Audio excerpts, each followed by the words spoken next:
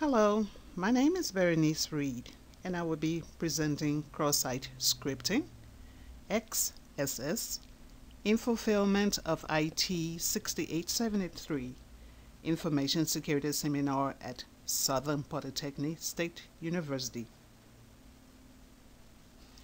Presentation overview. I will be discussing what XSS is, the impact of XSS, types of cross-site scripting, techniques of cross-site scripting, testing tools, and mitigating cross-site scripting. We ask, what is cross-site scripting? It is a computer security vulnerability typically found in web applications. It enables attackers to inject client-side script into web pages. It may be used by attackers to bypass access controls. Its effect may range from a simple annoyance to a high security risk. If one dissects cross-site scripting word for word, the scripting part means that web browsers can execute commands embedded in HTML and JavaScript pages. Other language codes can be embedded in R, Visual Basic Script or VB Script, ActiveX, and Flash.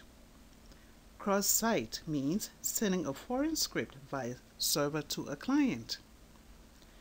Attack, of course, means to steal one's access credentials, performing a denial of service which prevents one from accessing resources, and modifying web pages. Conditions for cross-site scripting to thrive are when web application accepts a user input and when that input is used to create dynamic content, and when a site or application has insufficient input validation. Parties involved. Parties involved are all those connected within this vulnerability. The first one is the attacker, who can be an anonymous internet user or a malicious employee of the company. You have a company's web server which can be accessed externally by people who don't work within the company. You have also employees who can access the company's web server by accessing the applications to, of course, perform their jobs. And you have clients, customers of the company. The impact of cross-site scripting. The impact of cross-site scripting can be very devastating. The victim's authentication and credentials can be compromised. It can steal cookies, username, and password. It may gain access to personal data such as your credit card, bank account, and other personal data. It can gain access to business data such as customers' information, trade secrets, etc. It can take control of web application, control and access web servers, and it can also control and access database systems. The impact continues. Denial of service. It can perform a denial of service which prevents one from having access to resources on the system, and it redirects back to the attacker. It can be used to flood network with information, creating a buffer overflow. The victim's system can be controlled and manipulated, and files on that system can also be manipulated. It can be used to record every keystroke the victim makes to steal victims' information, and it can modify content of web page, which could result into a trust issue for the web owner. There are three types of cross-site scripting. You have the persistent. In the persistent, a script is injected, but that script is stored permanently on the victim's server. Next, you have the reflected or non-persistent, which is sent to a victim via an email message. This attack is more of an annoyance than a serious risk. DOM, Document Object Model based, is used to deliver a payload by changing the DOM environment in a victim's PC. Here is an example of an attack. This stored cross-site scripting attack was used to attack Office 365 website to hack an account, an admin account for that matter, by inserting a script. The next slide is also an attack, an example of an attack. This is also a stored or persistent cross-site scripting, which was used in a public forum. The attacker uploads the malicious script command to the public forum, where it is stored. The victim visits the site and downloads the malicious code onto his or her system in its original form. This next attack is the reflective or non-persistent attack. It is malicious. The malicious content is not stored on the server when the victim browses. However, the server sends the original input to the victim without changing it. The malicious code, it sends the original malicious code to the victim without making any changes to it. Techniques for cross-site scripting. There are a lot of techniques one can use for cross-site scripting, but for the purpose of this presentation, I have limited it to just a few. You have the cross-site locator or XSS locator. It is a technique that is used if a string is injected into a vulnerable script with no special XSS vector requirements. The word XSS in quotes will pop up. I tried this on Facebook, and the below results is what I got. As you can see, if you read through to the results, you can see where XSS appear. Another technique is the embedded tab. It is called the embedded tag technique because it is used to break up the cross-site attack. The code to test for that is below. Image search JavaScript alert XSS. And when I perform this test on Firefox, the result below is what I got, which was no results found. Cross-site scripting testing. There are, and again I say here, there are a lot of mechanisms to use to test. However, for the purpose of this presentation, I have limited them to these few. You have information gathering.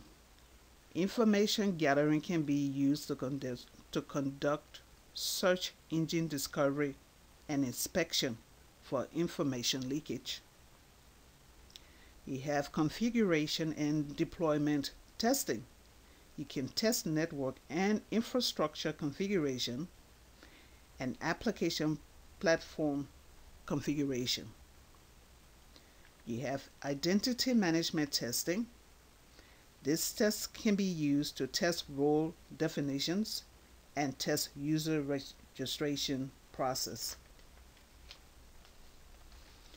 You have authentication testing. This testing can be used for testing for credentials that are transported over an encrypted channel, and it can also be used to test for weak lockout mechanism. Session management testing is used for to test for bypassing session management schema.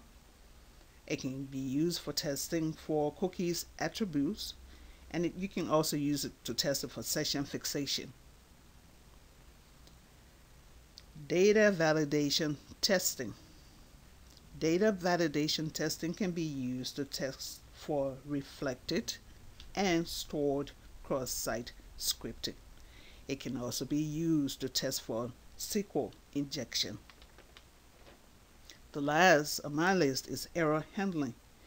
Error handling can be used to analyze error codes and stack traces. Testing tools. There are a lot, I would say again, there are a lot of testing tools out there. However, I chose these few open source black box testing tools for the purpose of this presentation. You have the OWASP ZAP, which is an easy to use integrated penetration testing tool for finding vulnerabilities in web applications. You have the OWASP Web Scarab. It's a framework for analyzing applications that communicate using the HTTP and HTTPS protocols. Spike is designed to analyze new network protocols for buffer overflows or similar weaknesses in the system. Odessa's proxy is a proxy server which acts as a man in the middle during an HTTP session. Mitigating cross-site scripting. Mitigation can be done on the server side and the client side.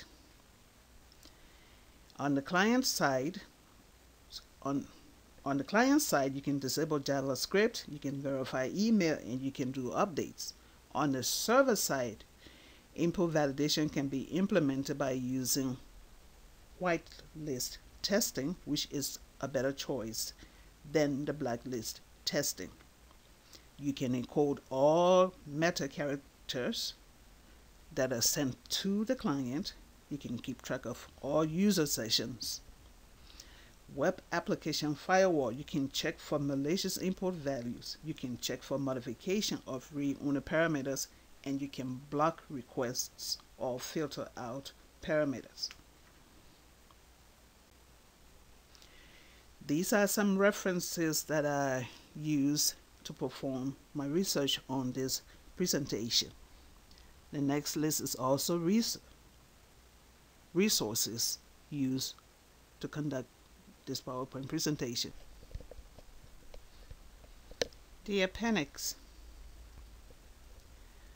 This is a theory of cross-site scripting. You have the hacker, the victim, your web page, and the World Wide Web. The hacker infects a script, sends an infected script to your web page. The victim visits that web page, and of course the malicious code goes to the victim. The victim takes that code to the World Wide Web. This is a high-level view of a typical cross-site scripting attack. This slide represents a stored cross-site scripting. This site requires a voicemail. You can leave a message on the site. However, an HTML script is placed into the script field. When that happens, this is what comes out. The next slide is also a stored, which is the result of the previous slide. This is the last slide within my presentation. This slide represents an attack, a stored attack, where the attacker goes to the website and inserts a malicious unfiltered code into an application. The user goes to that site, and that code, malicious code, is returned to the user. The attacker then has access to the user system and all the user's data. In conclusion to my presentation tonight, I would like to state that cross-site scripting is extremely dangerous and can lead to identity theft and impersonation.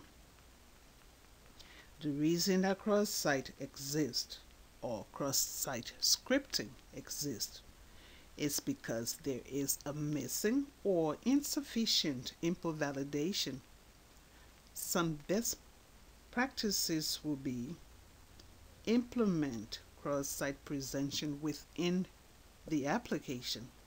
Don't depend on the client-side validation. Check and validate all your input before you process the data. Thank you very much for your time. Good evening.